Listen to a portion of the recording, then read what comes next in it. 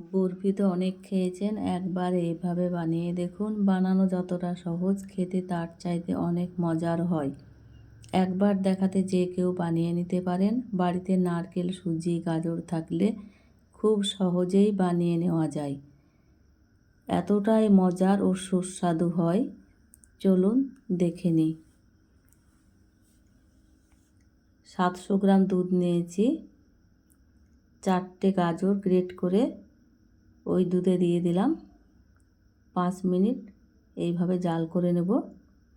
গাজরটা কিছুটা সেদ্ধ হয়ে যাবে। গাজর সেদ্ধ হয়ে এসেছে।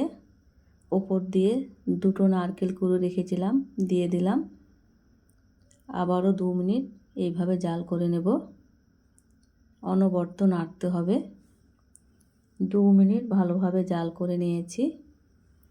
ওপর দিয়ে 1 বাটি সুজি দিয়ে দেব।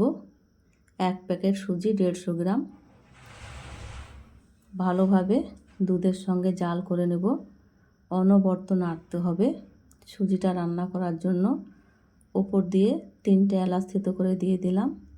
স্বাদ মতো চিনি ও পাটালি গুড় দিয়ে দিলাম। মিষ্টিটা আপনারা আপনাদের পছন্দ মতো দিয়ে দেবেন।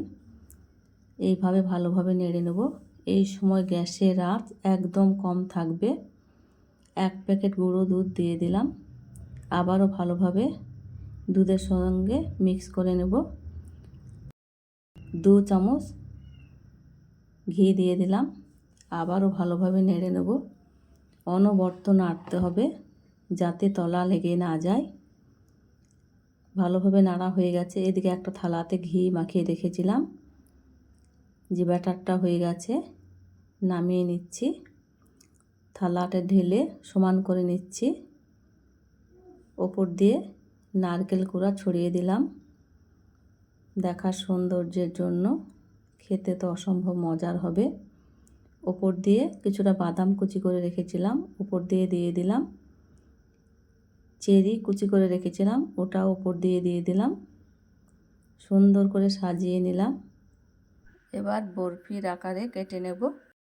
আমার রান্নাগুলো আপনাদের ভালো লাগলে লাইক দিয়ে পুরো ভিডিওটি দেখে নেবেন।